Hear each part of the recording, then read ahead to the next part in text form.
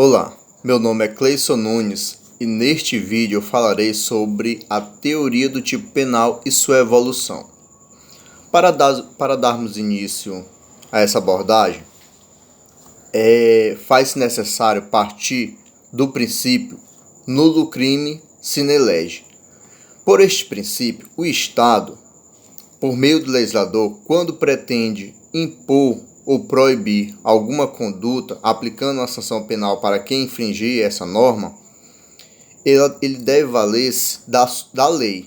E esta lei, que no caso seria uma lei penal, a lei penal, quando ela pune, quando ela proíbe ou impõe determinada conduta essa que pode ser comissiva ou omissiva, com a finalidade de proteger determinado bem este que não encontrou amparo suficiente, proteção suficiente por outro ramo do direito, surge então o tipo penal.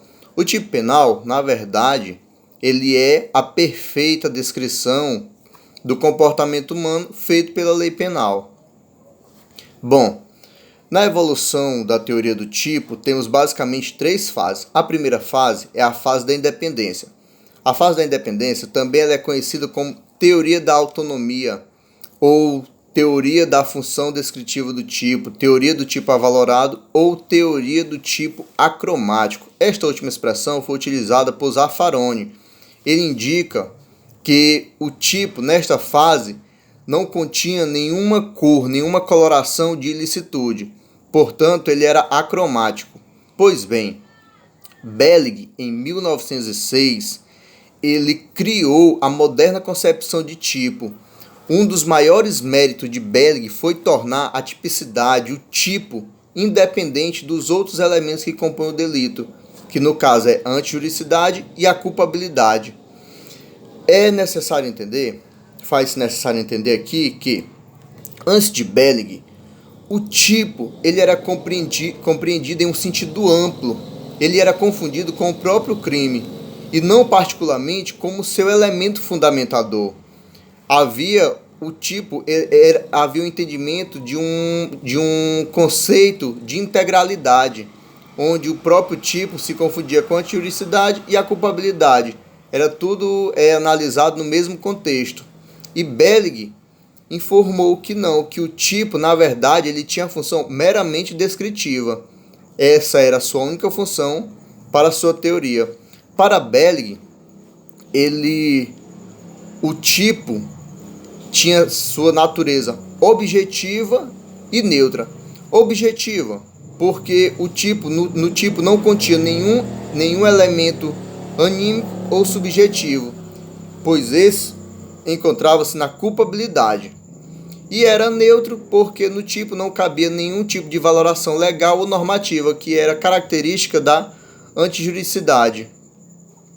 Pois bem, para Belling, o juízo de tipicidade deveria ser feito com a perfeita adequação objetiva do fato à norma incriminadora. Após isso, passava-se a análise valorativa, que era característica da antijuridicidade, e na terceira fase analisar-se-ia o vínculo subjetivo e a reprovabilidade, que eram características da culpabilidade, pois a essa época era vigente a teoria causalista do delito, ou seja, os elementos subjetivos encontravam-se na culpabilidade, e não como é hoje, a partir da teoria finalista, que encontram-se inseridos no fato típico, no tipo, na tipicidade. Pois bem, a segunda fase foi elaborada, seu principal teórico foi Max Ernst Mayr. Em 1915, em seu Tratado de Direito Penal, ele informou que o tipo tinha uma função além de meramente descritiva. Para Mayr, o tipo indicaria também a antijuridicidade. Mayr elabora a teoria da indiciariedade, teoria da ratio cognoscendi, ou seja, para Mayr, uma vez praticado o tipo, já indiciaria que também aquele tipo ele foi praticado com ilicitude, com antijuridicidade. Ele mantém a mesma estrutura de Belling, de independência, ou seja, tipo e antijuridicidade não se confunde, mas um tipo já indiciaria a antijuridicidade, que é diferente da proposta de Belling. Mayer, para confirmar sua teoria, ele admite a introdução de elementos normativos dentro do próprio tipo, o que para ele já indicaria, já revelaria também a antijuridicidade que comportaria o tipo, que o tipo indiciaria já a antijuridicidade daquele fato praticado. Pois bem, após Mayer, temos a teoria da ratio essendi, teoria da absoluta dependência do tipo, da relação entre tipo e antijuridicidade, ou seja, tipo e antijuridicidade passam a ser uma coisa só. Quem inaugurou essa teoria foi Mesger. E Mesger, ele informa que o tipo, na verdade, já é a razão de ser da antijuridicidade. Ou seja, diferente das outras duas teorias que tornavam o tipo e a antijuridicidade independentes, Mesger não, diz que o tipo é a razão de ser da antijuridicidade.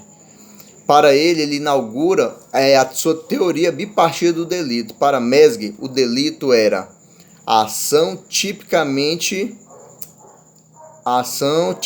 antijurídica e culpável.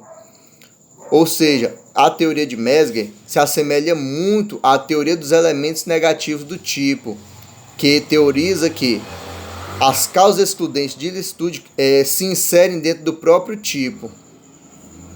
Pois bem, uma consequência dessa teoria, de adotar essa teoria, é que, uma vez negada a antijuridicidade, nega-se também a tipicidade, ou seja, uma vez que fosse excluída a ilicitude daquele fato, excluiria-se também a sua tipicidade.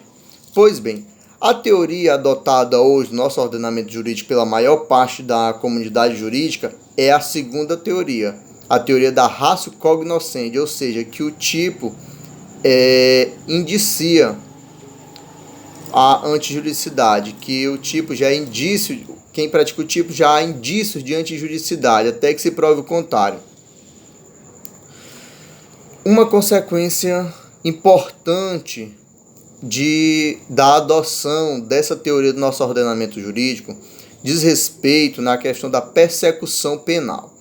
Pois bem, uma vez praticado um tipo, se houver dúvidas em relação se aquele tipo foi praticado sob uma excludente de antijuridicidade ou não, o ônus da prova para comprovar que houve a prática de um fato típico, mas antijurídico, ou seja, sob uma causa excludente de ilicitude ou antijuridicidade, recairá em quem alegar. No caso, recairá sobre a defesa. Há quem entenda que não é uma inversão do ônus da prova, pois cabe provar a quem alegar. Pois bem, na persecução penal nós sabemos que nosso ordenamento jurídico é feito pelo órgão ministerial, pelo Ministério Público. O Ministério Público, quando ele propõe uma ação penal contra um sujeito, ele vai buscar elementos para que dê embasamento para o juiz condenar aquele sujeito, para que ele seja punido. Eu discordo em relação ao ônus da prova, nesse caso de excludente de ilicitude, recair somente para a defesa, pois o Ministério Público, como custos legis, ele deverá levar elementos para conhecimento do juiz, tanto que sirvam para a condenação, mas se durante a fase persecutória, a investigação, colher elementos que também sirvam para o juiz formar um juízo de absolvição de um excludente de antijuridicidade, também deve ser levado a cabo, deve ser levado a efeito essas provas. Pois bem, outra consequência interessante é em relação à dúvida. Quando surge a dúvida, se o fato foi praticado e foi provado que não foi praticado sob a excludente de antijuridicidade, o juiz condena. Se foi provado que o fato foi praticado sob uma causa de excludente de antijuridicidade, o juiz absolve. Agora, quando resta dúvida, eis a questão interessante. Pois bem, quando a dúvida não é razoável, quando é uma dúvida que não gera tanta expectativa, se realmente aquele fato foi praticado sob a excludente antijuridicidade, o juiz condena.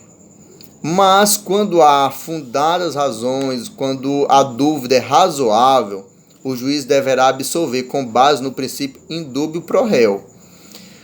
E é o que dispõe o Código de Processo Penal em seu inciso 6º do artigo 386, que o juiz deverá absolver o acusado quando houver dúvida razoável sobre a excludente de antijuridicidade. Pois bem, essa é a minha contribuição por hoje. Obrigado pela atenção de todos. Espero que curtam, que gostem do vídeo. Valeu.